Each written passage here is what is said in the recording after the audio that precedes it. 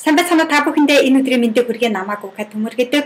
Өнөөдөр би ярих сэдвээс өмнө амжилтын тарин номныхоо тухай мэдээллийг жижигхэн оруулах хүсэлтэй байна. Тэгэхээр хүсэн хүлээж байсан амжилтын тарин ном маань баг бэлэн болоод байгаа. Та бүгдийнхээ гард цөөхөн хоногийн дараа очих болно. Тэгээд ирэх 5 дахь өдөр 5 сарын 3-нд интер номын төв салбар дээр худалдаалахаар төлөвлөж байгаа. Хэрвээ та захиалга өгөх хүсэлтэй байгаа бол ukatumor.com руу ороод холбоо барих гэдэг дээр дараад амжилтын тарин номны захиалга өгөх гэдгийг сонгоод захиалгаа өгч болно. Үгүй бол 5 сарын 3-нд 5 дахь өдөр интер номын дэлгүүрийн төв салбарт худалдаалахаар төлөвлөж байгаа гэдгийг та бүхэндээ дуулгаж байгаадаа би маш их баяртай байна. Өнөөдөр миний ярих сэдв юу вэ гэвэл саяхан 2 хоногийн өмнө би YouTube дээр Dove-ийн рекламыг үзсэн. Энэ рекламын нэр нь Dove Real Beauty Sketches гэдэг нэртэй байгаа. Тэгэхээр энэ реклам миний сэтгэлийг их хүндсэн гэж болно. Үнэхээр ихийг бодогдуулсан.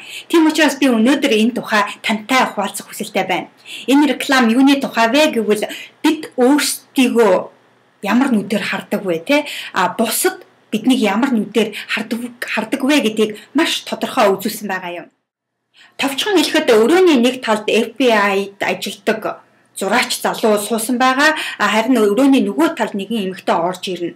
Зураач бол эмэгтэйг огт харахгүй. Зөвхөн тэр эмэгтэйг өөрийгөө дүрсэлж хэлхийг хүснэ. Тэгээд эмэгтэй өөрийгөө дүрслэн. Жишээлбэл бол таны хамар ямар вэ? Таны нүд ямар вэ? Таны нүүр ямар вэ? Шанаа чи ямар вэ гэх мэт асуултуудыг асууна. Харин эмэгтэй өөрийгөө дүрсэлж хэлнэ. Жишээлбэл бол миний хамар шулуунч гэдэг юм уу те би махлаг нүртэй, эсвэл миний шанаа өргөн, эсвэл би сэвхтэй ч гэдэг юм уу бүгдийг дүрсэлж хэлж байгаа. Зураач тэр дүрслснийхэн дагуу тухайн эмэгтэйг зурж байгаа.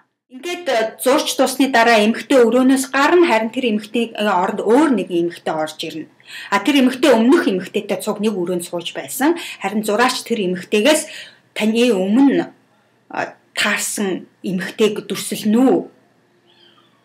Тэгээд тэр эмэгтэйн нүүр нь ямар байсан, нүд нь ямар байсан, хамар нь ямар байсан, шанаа нь ямар байсан гэх мэтчлэн асуултуудыг асуув. Харин тэр эмэгтэй түрүүн өмнө таарлсан эмэгтэйгийнхаа нүүрний хэлбэрийг зураачид хэлнэ. Жишээлх юм бол шулуун хамартай байсан ч гэдэг юм уу, цоглог цэнхэр нүдтэй байсан, маш сайхан гоё шанаатай байсан гэх мэтчлэн дүрсэлж хэлнэ.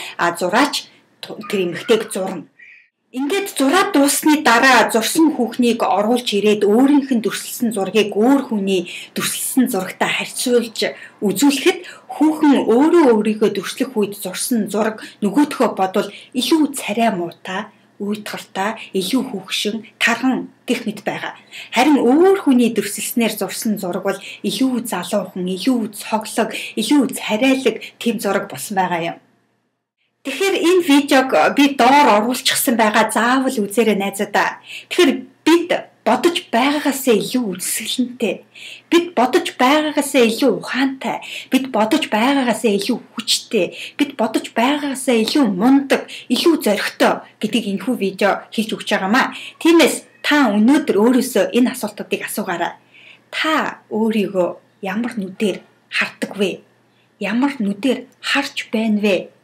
Хоёрдугаар, хэрвээ та өөрийнхөө оронд өөрийгөө өөр хүний нүдээр харвал та ямар харагдах вэ гэдгийг сайн бодоод үзээрэй.